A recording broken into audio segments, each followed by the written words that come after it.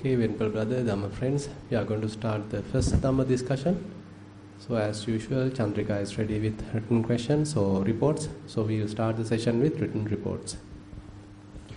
Avasara Bhante, we have received 8 reports today. Yeah. Report number 1, Most Venerable Bhante, I have been experiencing a recurring sensation of itchiness during my sitting meditation practice.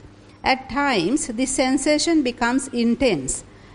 While I try to observe the sensation, I often find myself losing focus on my breath. How should I handle this situation? Please advise with metta.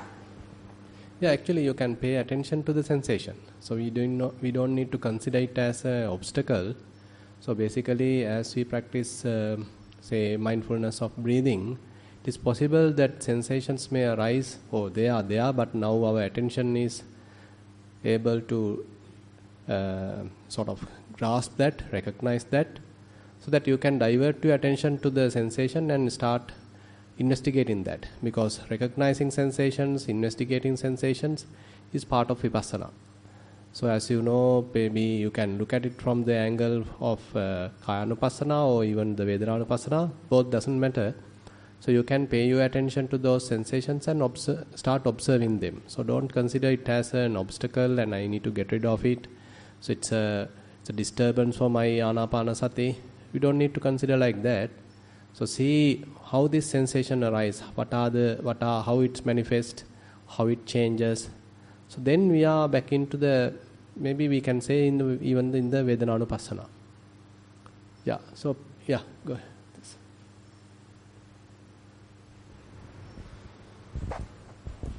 Does it mean, Bhante, that when the sensation comes, that how it is arising and how it is going on until such time that is diminished?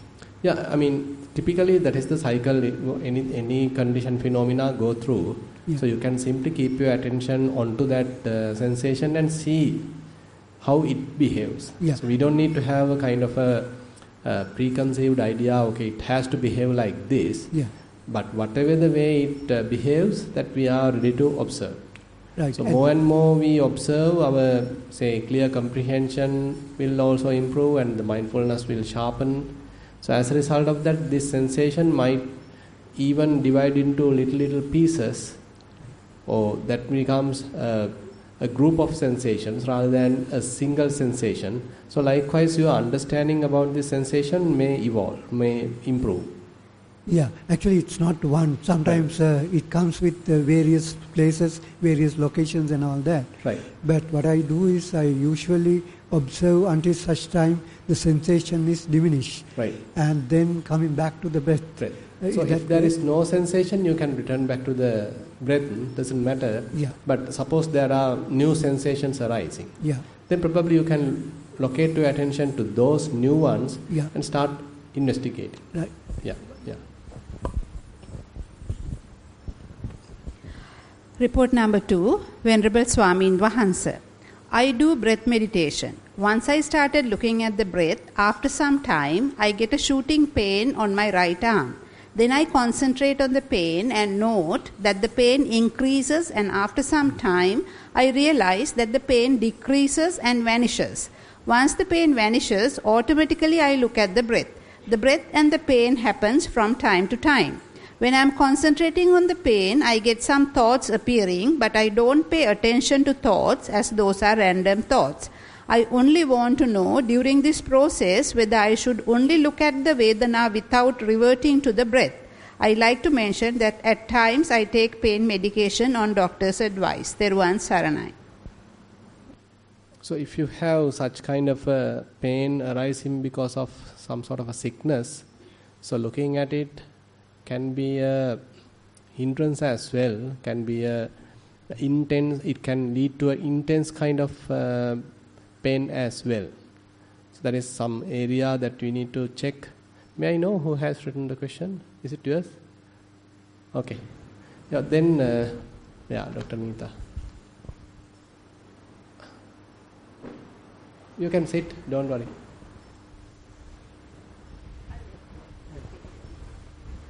So, probably, are you able to look at it? Yes. Yes, Bhante. Sometimes it's so severe, I just look at it and then it comes to a peak. Exactly. And then goes down. Yes. So I can do that. If you are able to patiently look at it, investigate it, then no harm. I mean, only thing is our concentration as it improves, it can even be so intense. So you need to be very patient with it. Yes. So if you are able to manage like that, then it's a rich area for the meditation, rich area for Vipassana, we can say. How is is it possible to look at your mind? Sometimes I get lot of thoughts right. Sometimes it's are you difficult. able to look at thoughts as mere thoughts? Sometimes, but not always. Yes. I mean, that means there are instances that you're being carried away by the thoughts. Yes. Okay. So then need to spend some more time with the body and the feelings. Later, give some attention to looking at the mind as well. Yes. Because now every time looking at the pain would be difficult. It might give some bitter taste to your practice. Yes. But if you are able to properly manage it, say keeping certain distance and look at even a pain with a little neutral mind, then no harm. You have your own balance. Yes. In such case, it's all right to continue like that. Otherwise, better switch to maybe looking at the mind. Now, say we can do like this. Now, say you are practicing Anapanasati. Yes. Assume that now there is a pain. Yes. You are trying to look at the pain. Okay, you are observing it for a while. And then even you can switch back to Anapanasati or even look back the mind also, how the mind behaves right now. Because by that time you have some improved mindfulness and improved concentration. So the looking at the mind would be easier, because it is not that you are going with the dull kind of a mind or unmindful type of a mind. Rather you are fairly mindful by that time and clear comprehension also available to some extent, so that you can look at the mind comfortably. So therefore look at the mind also. So the all different areas now you are very much like benefiting. Yeah. Look, I couldn't follow Bhante. Look at the mind means that it's irritation or when I get the pain. No, the thoughts, maybe different thoughts that you are having. Certain thoughts are coming and maybe certain mental images are appearing. Yes. So those kinds of things, if you can look at, you can simply aware what are the thoughts coming to the mind. Is it reacting to this pain? Is there any kind of a resistance in the mind? Or is there any kind of calmness in the mind? Yes. Or there are thoughts coming or thinking, okay, this pain has to be reduced, or I should have this and that, and this particular medicine might be necessary, or this is not good. So likewise, if mind is making certain comments about the situation. So likewise, certain thoughts can appear in the mind. You can look at that also. Yeah. Yes. So then different areas we are making use of, rather than totally looking at the pain. So switching out to breath is also okay, if I can. Now, if you can manage these two, maybe different pains and sensations, as well as looking at the mind, because I feel no harm. Even if you look back the breath, that's also fine. But try to investigate breathing also. Yes. So where is it touching, and what are the characteristics of in breath? What are the characteristics of out breath? So likewise, giving more emphasis to the Vipassana side. More into the investigation side. Yes. Sometimes it breaks, like the breath. Breaks? Yes. That's all right. That's good. Small, little. That's good. So even now, if you assume that it has broken into 5 pieces. Yes. So what happened to the first piece? What happened to second piece? What happened to third piece? So likewise, this little in-breaths, little out-breaths, minute in-breaths, so you can see their behavior. So your attention is more focused then, very precise. Yes. So that area is also pretty good. Yes. Okay. Nissarana. Okay, Nissarana. Nice to see you.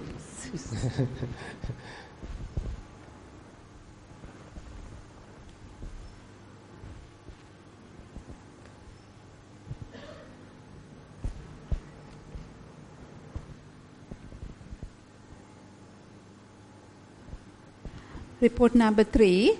Venerable Sir, when one experiences severe pain lasting for a long time, is there a way to meditate and mitigate such painful sensations? Today everybody is in pain.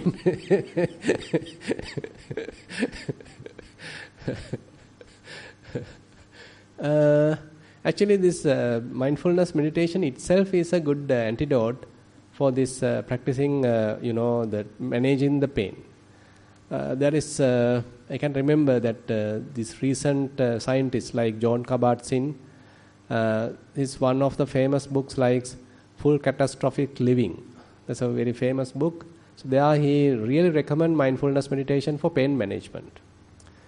So typically what happens is that when there is a pain, so we immediately grab it, we adhere to it and we suffer thinking, okay, this is suffering and I am suffering and this is really a pain, when I am going to be free of it. So you include yourself into the picture as a person and then you suffer a lot.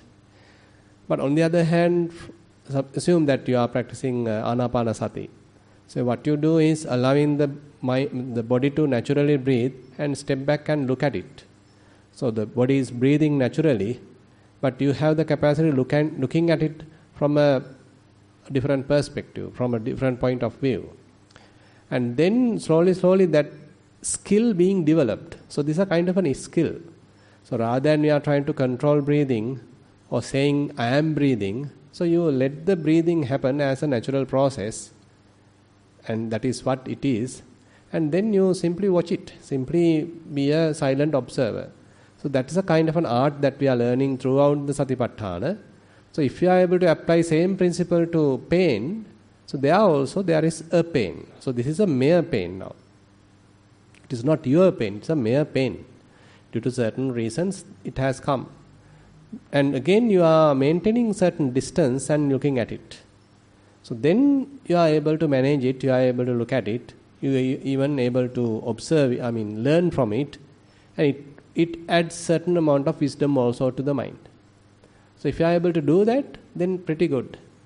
So therefore, so it's a kind of both scenarios are there. So you are able to look at it properly, patiently, without being really suffering out of it. Because the mental part is the more severe part. Now you are not adding any mental suffering into the picture. The mere bodily pain is there. That also you are not adding any kind of a resistance, any kind of a stress, a tension into the picture. You have certain amount of a clarity of the mind, calmness of the mind. So with such a mindset, now you are able to look at the pain. So if that is possible, no harm. So this is the main thing that with respect to pain. Now the other thing is, assume that there is a person who has practiced Satipatthana for a while, and he come to a situation where he is able to maintain an unattached mind. It is completely freed mind. He is able to do that. In such case, it is not essential to look at the pain. Because again, going back to pain is again allowing the mind to absorb to a particular object. So rather than keep the mind freed, because you know how to keep the mind completely free without an object, so that is something that you have already experienced, then you don't need to again look back the pain, because that's an additional burden to the mind. So you don't need to look at the pain now. Let the pain be there, but allow the mind to float, allow the mind to be free without establishing at any place. That would be much easier.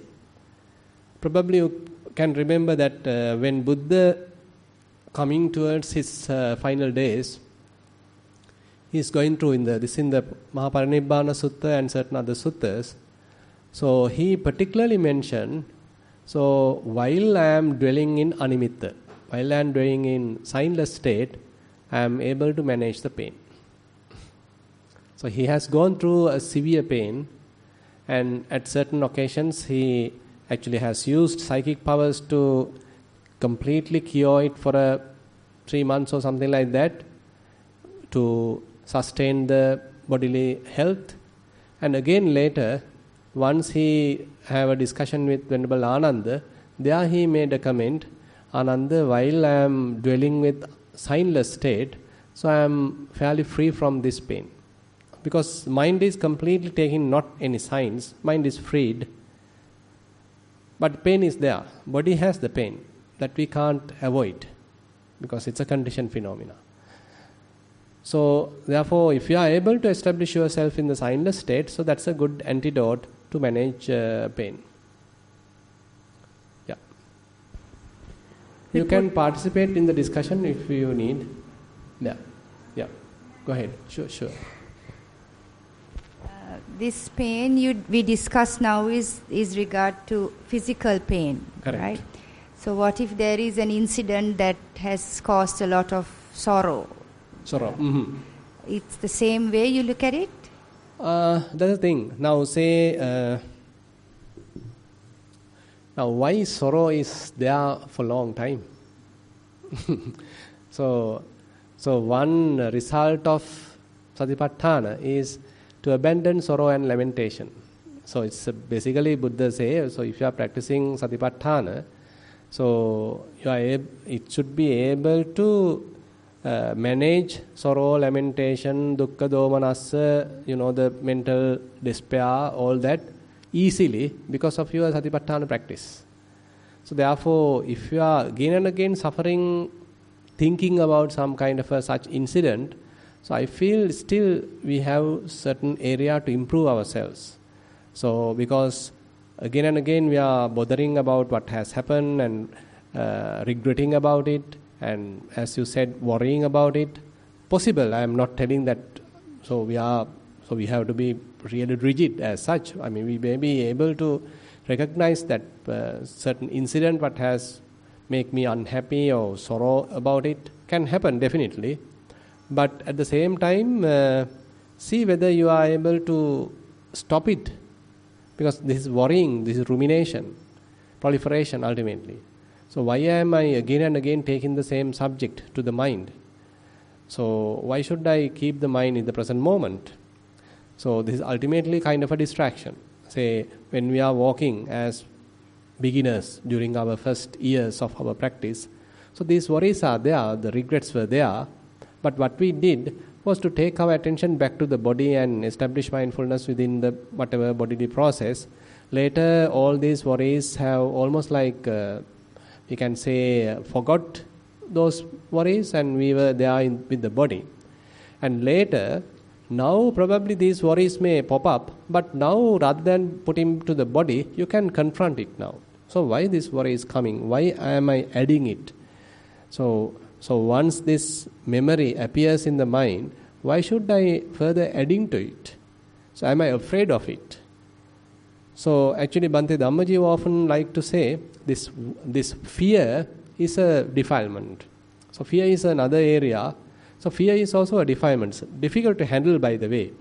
Now say something is going to happen or the government going to collapse, so you might be fearful about it. So you all the way came here to vote something, but who knows? So you kind of a fear, uncertainty can add as a fear. So are we able to manage it? Are we able to sort of face it? So likewise, so fear is also a defilement. Worry is also a type of a defilement. So if we are allowing the mind to too much engage with it, then it is unnecessary. So try to leave it aside and take back the mind. Now if you have the capacity, because I know you are practicing for a while, so you may have a capacity to keep the mind unattached, without worries, without thinking, without proliferation. So that is our refuge. As much as possible, associate that. So this non-proliferation, no rumination, no inner chatter, no thinking, and keeping the mind completely calm, relaxed, quiet. So that is our refuge. Give some kind of inclination or more tendency towards that. So no harm in having such a tendency towards that. Yeah. Thank you. Thero. Sure.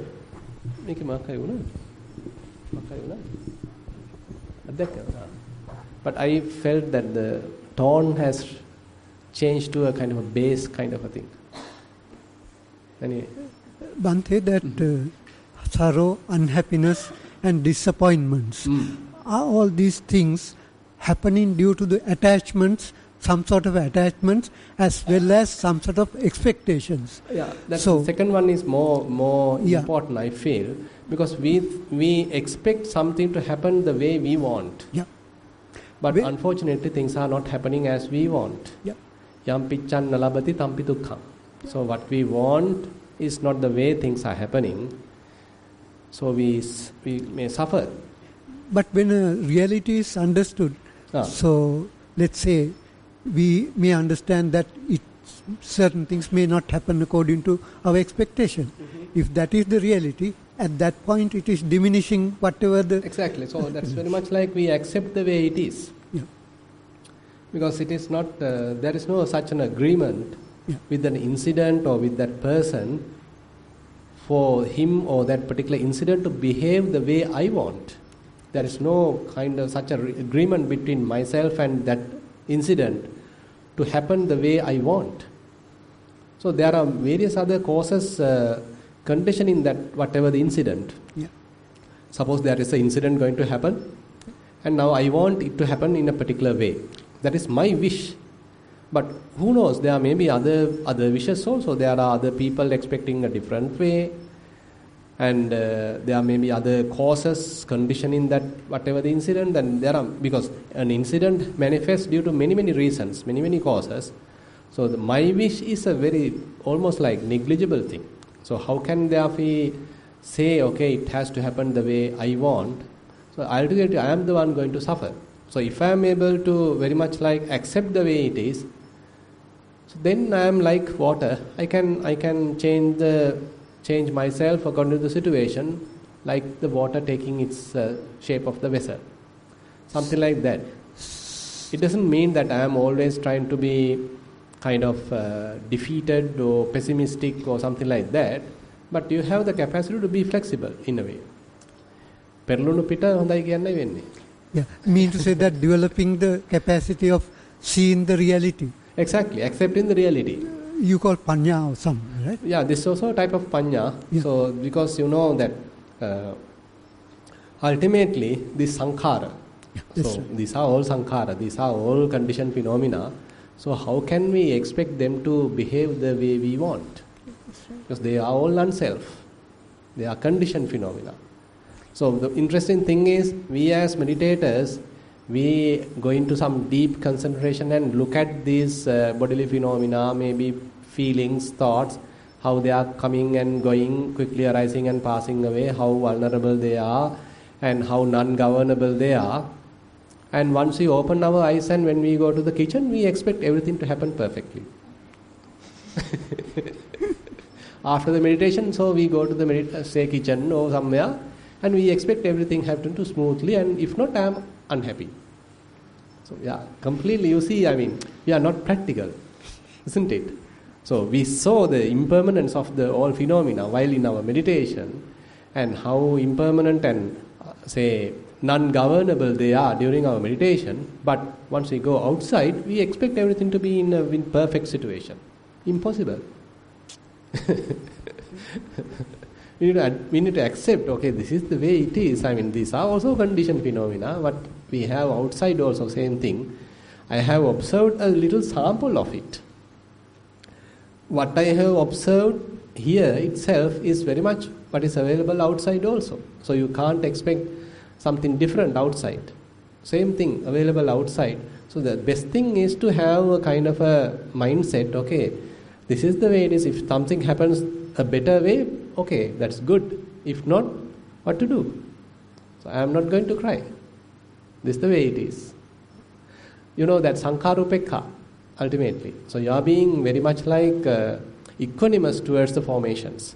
Because you understand, I mean, this is the reality of the formations. I have very little control over them. We need to admit it, kind of admitting it. Even though it is very bitter kind of a truth. That's it. That's why, I mean, now, interesting now, say for example, there is one sutta called Mahasudassana Sutta in Digha Nikaya, I think. So Buddha is talking about his past life. So as a wheel-turning monarch, what a kind of a life he has spent. See, he has little kingdoms, 84,000. And ministers, 84,000. And this and that, everything 84,000. And I mean, unbelievable. And now he says, nothing is there. Everything has gone. Everything has disappeared. And not even a name is available now. Monks, even this is enough for you to be sort of dispassionate about these formations, dispassionate about this sankhara. So that's why, there may be real, fantastic, very powerful civilizations, really powerful generations. So all are very impermanent. That's why even the world systems are completely impermanent. So then what's the point of talking a little amount? That's also impermanent. So that is something we need to admit. We are trying to make things permanent in an impermanent world. Technically driving in Sri Lanka. Sorry? Technically driving in Sri Lanka. Driving in Sri Lanka? When you are driving in Sri Lanka, you are expecting all others will behave according to the... Correct. But that also doesn't mean that, that everything happened the way it is, I'm not going to do anything. So let everyone loot the country, I'm not going to do anything. That's also not the point. So when the responsibility is there, let me participate, let me show my whatever. But at the same time, I have to have a kind of a distance, everything is like 50-50. Not 100%, 50-50. So, close to 50, only 42 now.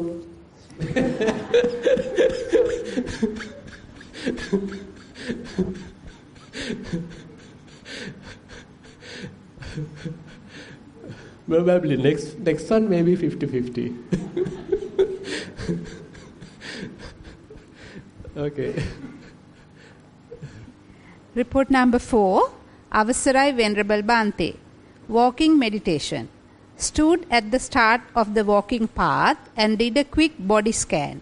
Settled my attention on the feet.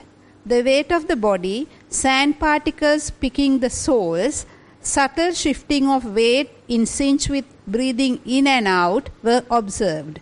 Kept attention while walking on the left sole for a few paces, observing the feelings as they arise and pass on the left sole. After a few paces, there was a general awareness of the walking process as well as the environment. Mind was silent at times, but there was inner commenting at a distance. Sitting meditation. After about 40 minutes of walking meditation, sat down in Parayanka, did a quick body scan and mind settled on the breath. Felt settled and peaceful. Breath was felt faintly coming in and out. Mind was observing the breath quietly. Sometimes the commentary would be back, commenting on the breath, saying in, out, in, out. General activity. Practiced SMS. Realized by not giving eye contact, I was able to stay clear from chatting to others as well as minimize unnecessary thoughts about everything outside. Can you repeat the last statement? General activity, practiced SMS. Realized by not giving eye contact, I was able to stay clear from chatting to others as well as minimize unnecessary thoughts about everything outside. Seems all right. You are going, you understood kind of a techniques. So how to minimize inner chatter, all sort of things. I don't think that I have to add anything because you are doing well. Because at the beginning, we can't make things immediately perfect. There are thoughts, we need to admit it, we need to accept it. But slowly, things may calm down. And later, you are able to have a mind which is fairly focused within the body. So that is one stage of Kayanupassana. So now mind is not getting distracted, rather very much like established within the body. So while being with the body, now start investigating. That will help to go to another stage. So therefore you are very much like aligning yourself, developing body awareness. That's all right. You can continue. Report number 5. Most respected Bhante, I pay my great respect to Bhante for giving continuous valuable advice to improve inner peace and wish to give an update on my current meditation practices. During the walking meditation, I can freely walk by giving attention to the mind. When standing at the end of the walking path, sometimes I observed a very clear mind in front of my face and did not feel about the existence of the body. Even though I was able to identify a peaceful mind during the sitting meditation practice, the duration of the concentration is still dependent on the Dhamma sermons or books that I follow. Today morning, during the guided meditation session, I had a very peaceful state and I was able to maintain it even after opening my eyes. Daily activities. Most of the time, I was able to maintain a calm mind without getting agitation from external factors, though others act in different ways. Accordingly, I was able to improve my independency. Further, I was able to observe quick and rapid changes in the activities that are involved and understand the impermanence, and try to identify I-making and mind-making instances by watching the mind. Then I identify tanha, mana and ditti as the reasons for those thinking and feel ashamed on that. Accordingly, I was able to reduce the tendency of chasing behind pending work and increase the equanimity. I can enjoy a very clean mind when I have a free time.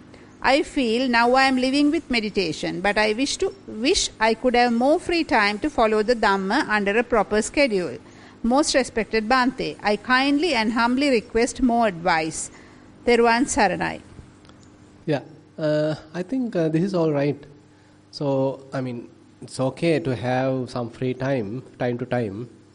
But on the other hand, being with some difficult situations and involving with certain amount of work is also part of practice. So once you arrive this kind of a stage, so put yourself into some activities as well and see how the mind is behaving. Because that is where the sharpening happens. So always expecting, okay, don't disturb me, I want my seclusion. So that is necessary at the beginning particularly. But once we are able to have a free mind, unestablished mind, and so there are certain amount of activities also necessary to further enhance it. So now we are able to establish unestablished mind during the session, during the sitting, during the walking. So this is our formal practice, we are capable now. But how about when you are talking with someone, say you are dealing a particular situation and a difficult situation, someone is attacking you or talking to you, say trying to put you down. So all that different cases are there. So how the mind is behaving? So that is where the maturity happens. So therefore, the way you are going through is fine. So just allow things to happen based on your karma and all that. So certain amount of suffering is there that we can't immediately avoid. So let things happen, and you are navigating through these situations, and that will help you to mature further in the practice. Kind of a reinforcement will happen into your practice. So certain activities are necessary therefore. So don't think that I have to be completely secluded and I should not get involved with anything at all. So that's also not going to work. So have some activities. So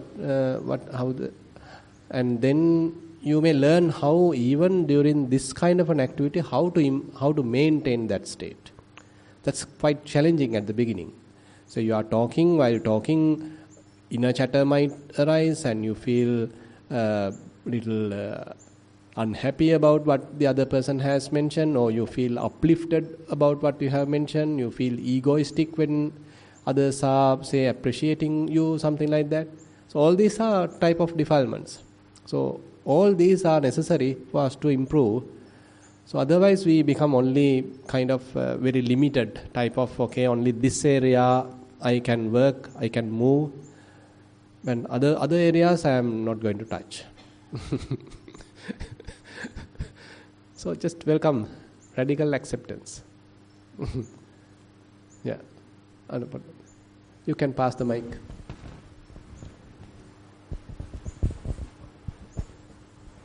Avasarai Bhante. Yeah. Actually, now I don't have any questions to ask. Yeah. I like to participate actively, and I am enjoying by talking. I have control. I am enjoying by talking and actively participating for the discussions. Yeah. And it's a motivation for me to do the meditation also. Correct. Now, most of the time, I am living with a very equanimous state and not agitating with others' activities. Can't hear. Just, yeah.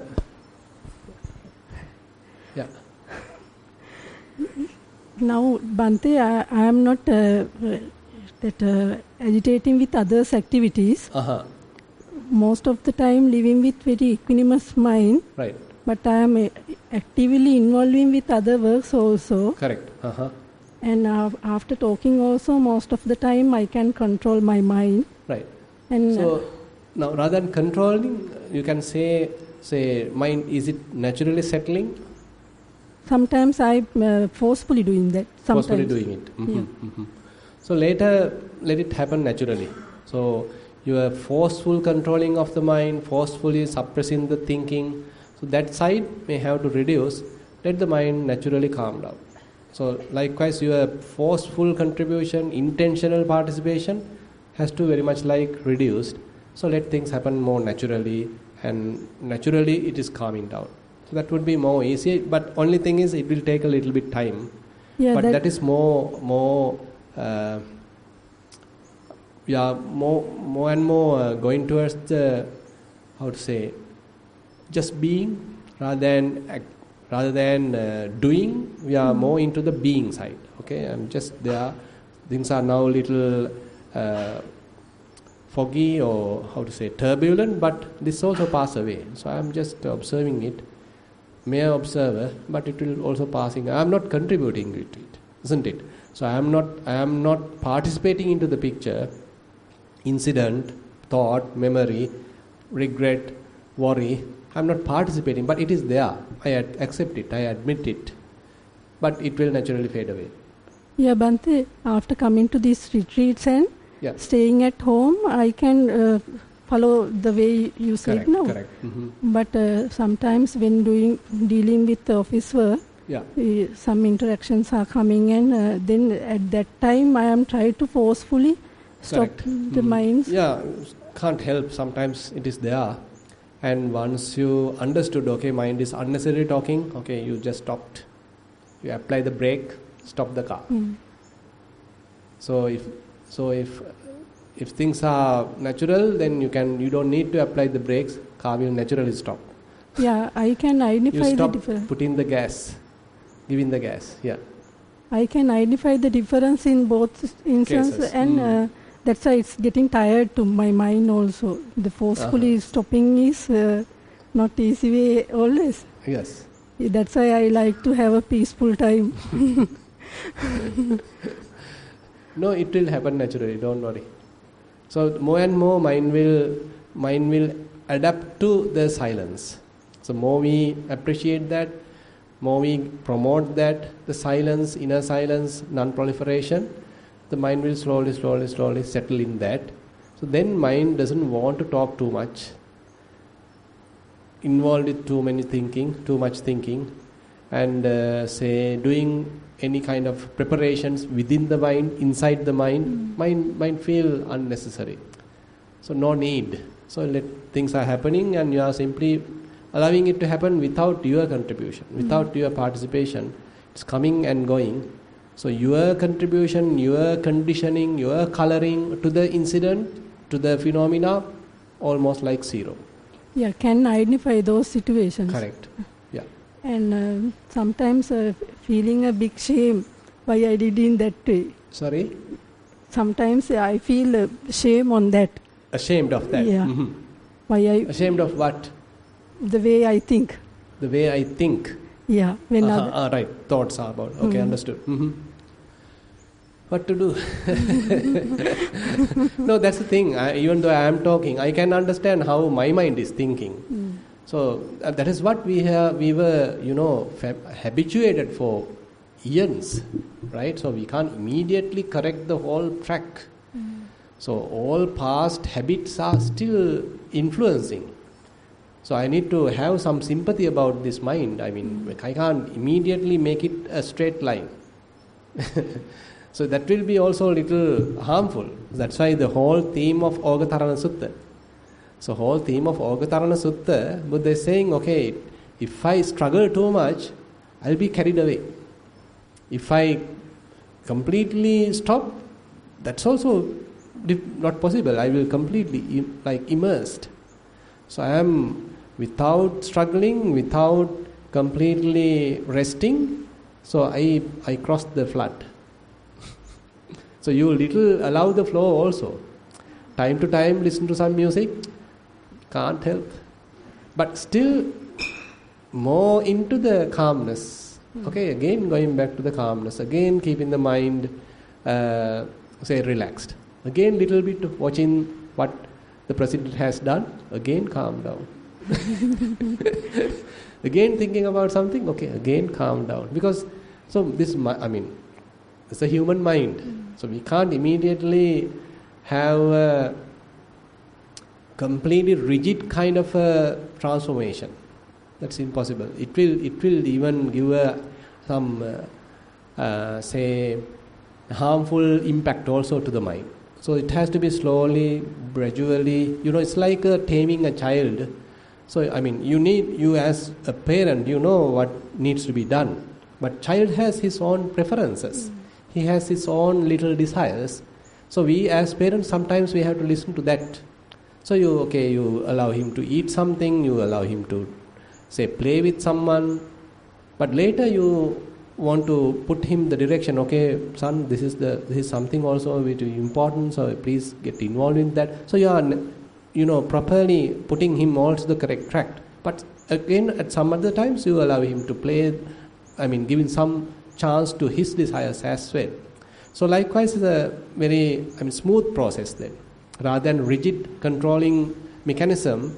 So we are navigating in a smooth way, accepting our own faults and forgiving for that, admitting that, but still giving the proper direction. Okay, this is the direction, by the way. I can understand now, okay, this is the direction, but still I am not perfect.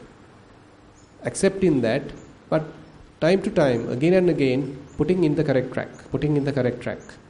It will slowly help the mind to understand it, appreciate it by itself, maturing there. And now mind does not want to be in the wrong track, something like that.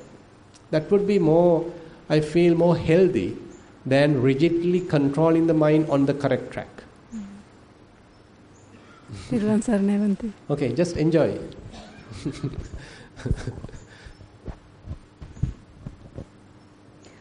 Report number 6, Most Venerable Bhante, Avasarai. Appreciate if you would explain how one may practice Chago, Patinissago, Mutti, Analayo in our daily lives as well as in our meditation practice. Thank you. Much merit to you, Bhante. Chago, giving up. So all are names for Nibbana. Chago, Patinissago, Mutti, Analayo. So Chago basically represent that, so the mind may attracted to something and mind may attempt to grasp something, hold something. Again you are into the upadana. Again you are back into the grasping. There you give up. So you understand, it's a kind of a burden. Mind was in a very relaxed state, very calm state, very simple state, unburdened state. But now again it's a kind of a little heavy, a little tensed, little burden to the mind. Okay, just release it, let it go. Chago. Patinissago also very similar, so kind of a relinquishment. So relinquishment, and you are back in the emptiness. So you recognize emptiness as a way of life. You can maintain your mind at the emptiness. You already have the capacity, but still some phenomena are there. Some kind of desires are there. So mind has shifted to that, but you leave it aside, you're back in the emptiness. Giving up and coming back, something like that. Chago, Patinissago, Mutti. So Mutti is very much like freedom. So mind is freed. So every time this whole practice is culminated as freedom. So always promoting the freedom of the mind. So all these discussions, all our learnings, all our, say, hearings, say you are giving your ear to a particular sermon or discussion, all are aimed at freedom. There's a very beautiful statement in the Katha Vattu Sutta. Etadatta katha etadatta mantana etadatta upanisa etadatta sota vadhanang yadidang anupada chittassa vimokko. Very, very excellent type of statement. Actually, Kalalgoda Thero has taken this little phrase to one of his beginning of the book. I think it's in the Manase Mayava or the magic of the mind or something. I can't exactly remember. It's a bat, little bat. Bird. Let him participate.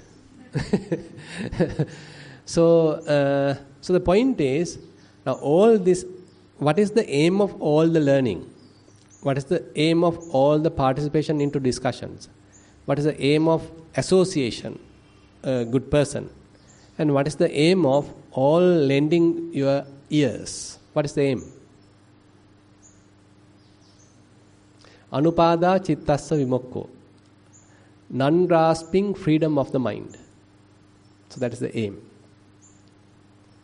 Say you are learning too much and you are gathering too much information, putting too much on your head. For what? You need to learn, how to throw everything away and keep the mind freed. So freedom is the main thing. Keeping the mind completely free, even this information, even the Dhamma. Kullupamango bhikkhave dhamman desissami. Nissaranattaya no gahanattaya. Buddha's statement. Monks, I am teaching Dhamma as a raft, a simile to the raft. It is only for crossing over, not to carrying as a load. So sometimes what happened to us, because we as Buddhists, we as, more into academics maybe, we are learning, memorizing, tabulating and all this and arguing and fighting with others. Okay, this should be like this should be like that. Carrying too much of heavy load. But Dhamma is aiming as freedom of the mind. So Buddha emphasized that. So we have gone wrong there. That we need to admit. So Buddha's aim is to free ourselves from everything. So Dhamma is a raft to cross over. So therefore, so all that we need to keep in mind. So this mutti is very much like taking us to the freedom. So you are in the freed state. Analayo, that means not having any passion, not having any lust, not having any desire, but no desire. Alaya means the attachment, kind of a passion, but dispassion is towards the Nibbana. So, how to practice it? So that's what we are trying to do. This whole practice is for that. So the whole Vipassana practice is very much like aligned towards that. So more and more one may practice Vipassana, one may practice Satipatthana. So one should be able to implement these, what we have discussed. Chago, Patinissaggo, Mutti, Analayo. Should be able to dwell your mind in a kind of a free state, unattached state, unestablished state. And we can say a mind free from any kind of proliferation, free from any inner chatter, any tension, any stress. And like a canvas where nothing is drawn, no artwork is drawn, keeping the mind completely like a very pure consciousness. So these are the kind of aims that we need to aim at as our end of the, we can say rather than end, we can say the result of our practice.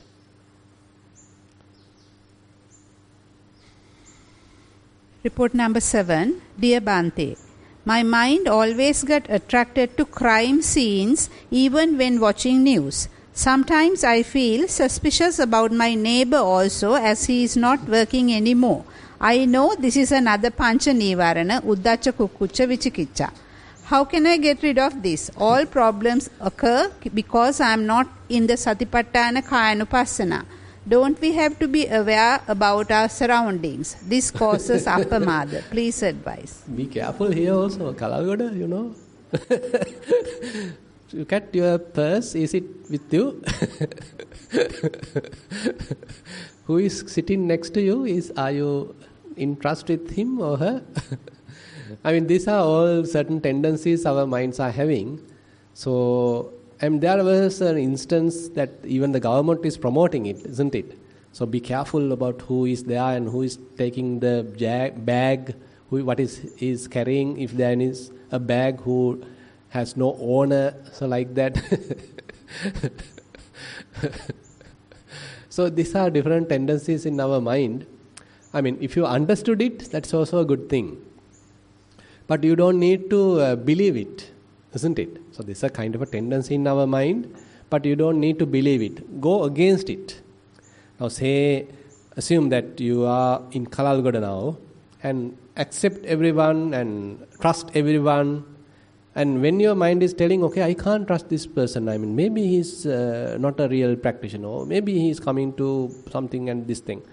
Go against that and talk to that person, or deal with that person and do something against it. So you are challenging that wrong type of belief. So challenging the belief is one part of handling it, basically. Confronting that wrong belief. At that time itself, you are cutting it off, challenging it, and it is telling, the mind is telling, okay, this person is a bad person, or this person is this and that. But you go and talk very cordially, have a chat, and then you understand that person is not such a person. That's really a misconception. So just a prejudice you had. Then that tendency will slowly abandon. So this is, kind of human psychology. So certainly psychological, distortions are there in our mind. Cognitive distortions are there in our mind, but we need to challenge them. Rather than admitting them, rather than being a slave to them, we need to challenge them. So go against them. So these things you can really understand logically and wisely, these are wrong. But still they are coming, but you are challenging them. That would be that is the way to handle them. And later probably you can recognize them and simply let go. You don't need to even challenge them, because you know that that's also a thought. It's a mere thought. I don't need to give any emphasis to it, any value to it. It's also subject to pass away. Yeah. Report number 8, the last one. Dear Bhante, if a problem arises, best thing is to avoid finding solutions to that problem at that moment, or find solutions later, as finding solutions at that moment gives me headache, as I am thinking like Sherlock Holmes. How to find solutions using Satipatthana? So we want to find solutions from Satipatthana everywhere. Probably we can recommend this to the government also. So you forget about everything, you hear the Satipatthana, whole solution is here.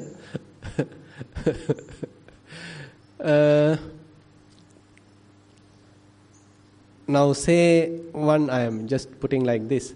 Assume this is the problem. So you are holding the problem for a long time. What happened? Starting from the morning and evening and next day morning, again evening, next day morning, again evening. Will you find a solution? So it will be a real burden. Because your mind get compressed, your mind get really tensed because of the problem. Again and again your mind become really tensed, but not having a solution also. So the interesting part of the mind is to give a solution when mind is not burdened, it is relaxed. So then kind of intuition is there within the mind. So it will give a instantaneous type of answer. Probably you completely forget the problem and simply you walk.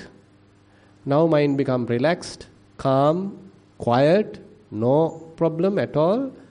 Instantaneously the solution might come. Then probably you can write it down, forget it also, go back to the walking. So likewise the mind is kind of a extraordinary type of scenario where if you think too much, most likely you won't get the correct answer. You have thought too much, it's burdened, stressed, and even the solution may be a biased solution.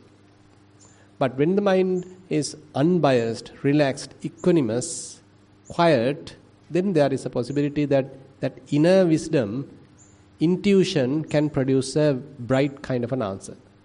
So that is there. So the mindfulness comes in that angle. So the mindfulness helps us to step into that type of a domain where you are able to make use of that ability in ourselves. All our human mind has that capacity. What we do is we do a lot of analysis and thinking and judgments, and based on that you come to a solution. So that's what we typically do. But instead the Satipatthana helps us to abandon all that, keep the mind relaxed, quiet, without any judgments. Then that inner vision or inner wisdom will give you an instantaneous kind of an answer. So that is where I think the beauty of our humanity is there. So more and more into the non-proliferation. So you are not thinking too much about the problem. The problem is there, okay, leave it aside. So I am just facing my life. And later, instantaneously, you might get a bright answer. And again, assume that it also not work. Let's admit it. I mean, that's the way it is. So even you get the bright answer, even if that also can fail. We can't say it's the best answer. Maybe the good answer. Most probably it is the best answer. And there are instances things can fail, and failure is also a part of life. Isn't it? Birth is also part of life. Death is also part of life. So we want to have birth without a death.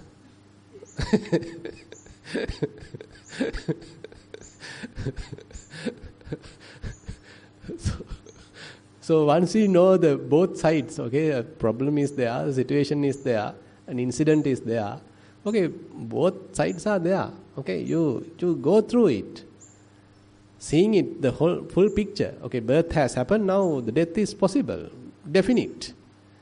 So there is a kind of a story that, and so this is a sermon actually coming with talking about Jara Marana. You know, in Patissamuppada. So what is the cause for Jara Marana? Assume that someone has passed away. And once you ask from his friends, suppose this is a man, so his friends might say, okay, he's really a drunk, and because of too much alcohol, so he was used to that bad habit, so he passed away. So that is one reason. Another one say, okay, he went to a wrong association, bad association. So those bad association made him to the wrong direction, and ultimately he end up with this problem. That's one thing. Another one say he was driving drunk, so met with an accident, so that is the cause. Another one would say, maybe a doctor, he say, okay, he was admitted to the hospital, but he has gone through some cardiac this thing, that thing, and he passed away. And another one say, okay, because of the kamma, he's passed away. So what's the cause? Huh? Jati. But yes. So you might have heard that story then.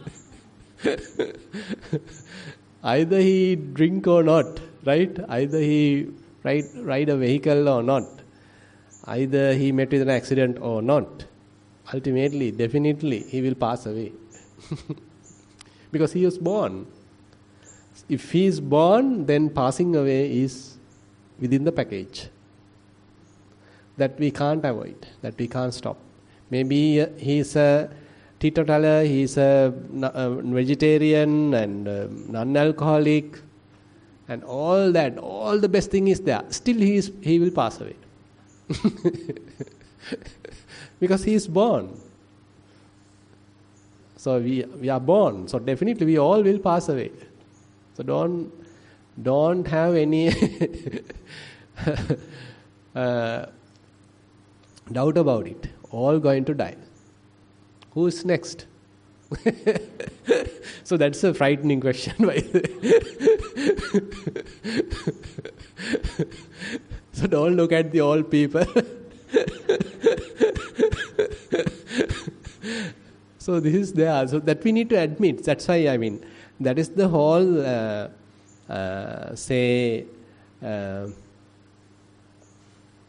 theme of our spiritual practice even, right? So I mean, if the passing away or death is not there, then we can live forever. No need a spiritual solution. So we need a kind of a spiritual solution because there is a problem. There is death. Inevitable death is there. Inevitable suffering is there. Inevitable aging and, going through some sickness. That is inevitable. That we need to admit. This is suffering. So we accept the suffering, and what is the state of non-suffering then? Freedom of suffering, isn't it? So now you have a kind of a direction. Okay, I need to find a solution for this suffering. So I am subject to death. I am subject to this sickness. I am subject to aging. So what is the solution? Now you are a little, you have some urgency to find a solution. So that is where the spiritual solution is required in this conditioned world.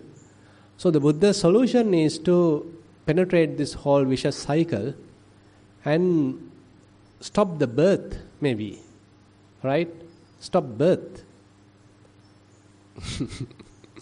So stop birth does not mean that you annihilate as a person.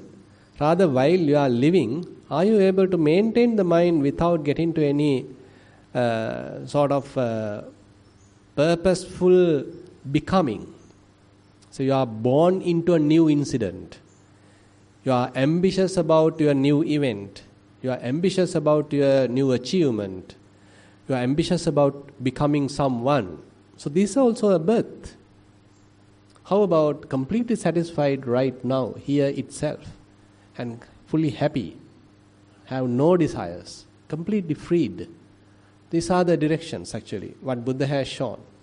So the Vipassana practice helps us to align with that direction. So that's why the non-proliferation, no desires, no attachments, no grasping, and not manifesting as a person, as me, as an ego, and completely accepting the way it is and just be. Nibbana here, now itself. Chago patinissaggo mutti analyo, now, not future. Okay, so that's the end of the discussion. If there are no more questions, we can wind up. Yeah. Bhante, I want to know whether Buddha ever referred to intuition, and whether whether Buddha differentiated between rational thought and intuition, and did he ever say that meditation helps to develop intuition or anything like that? No, that he pointed out the direction, even though the terminology is different today. We have used the terms like intuition and all that, but the direction is shown. Now, say for example, I feel now from the Buddha's days to today, there's a quite difference in thinking process. So I feel those days people are less prone into thinking, less prone into proliferation. But nowadays people are more into proliferation. They are too much thinking. Overthinking is there. But those days they are more very simple and very, ground to earth type of mind. But now we are completely complicated the whole thing, and we are more into obsession.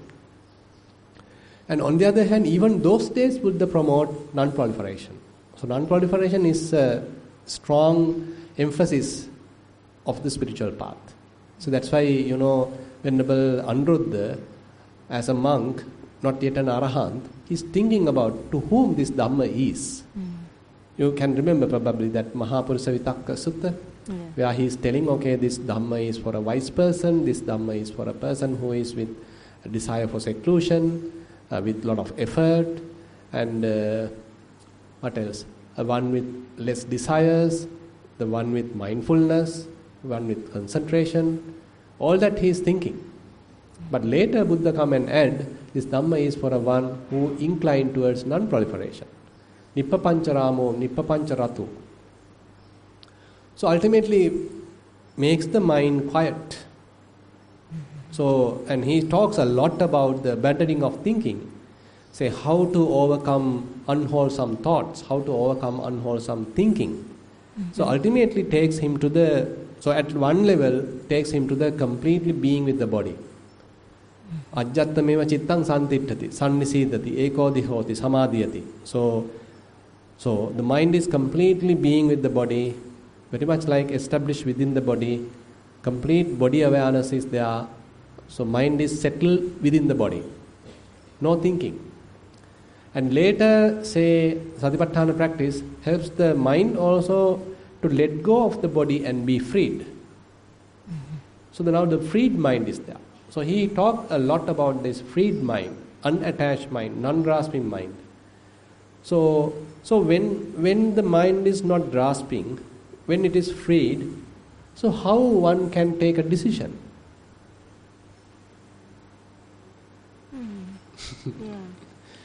Kind of instantaneous, isn't it?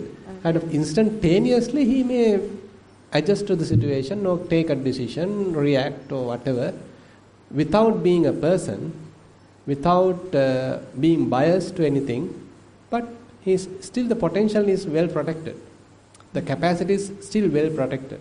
So this is what Buddha has showed and mentioned, but today we are using the term like intuition.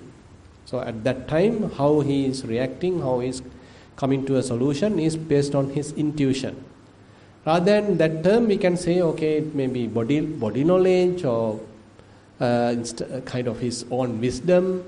Typically the term wisdom is more appropriate rather than telling maybe intuition. A wise decision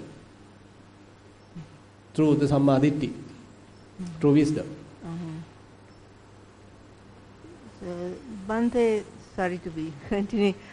Where does egoless thinking fit in? Egoless thinking. Egoless thinking. Buddha also had thought. Yeah. Certain thoughts have come to Buddha's mind also.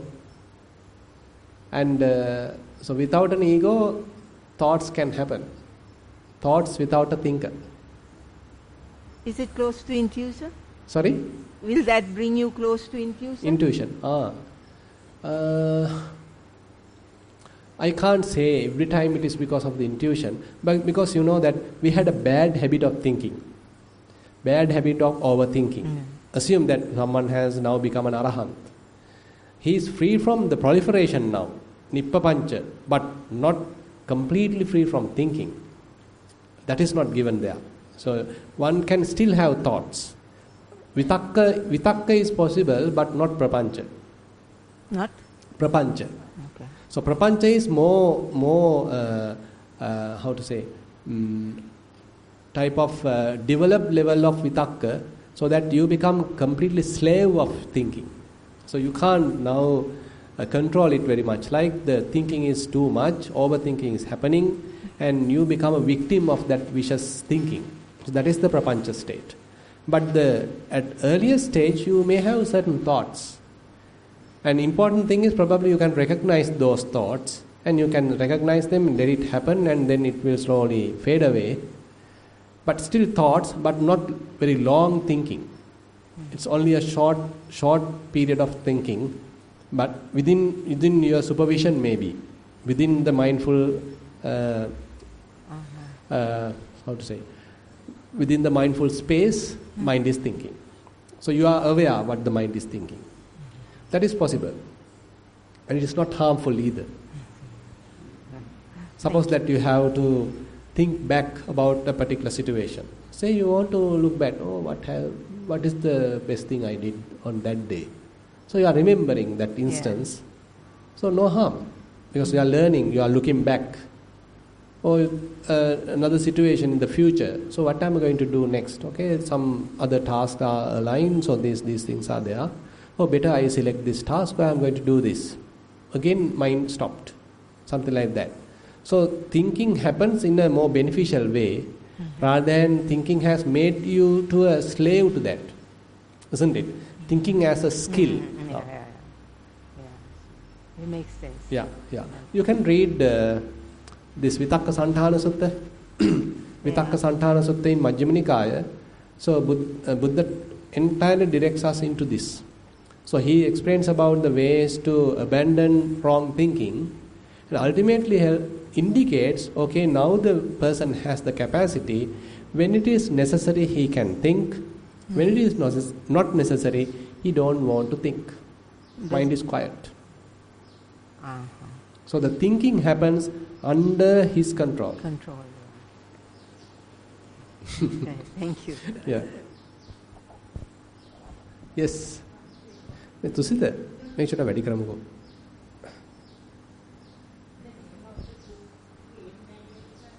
Pain management. Yes.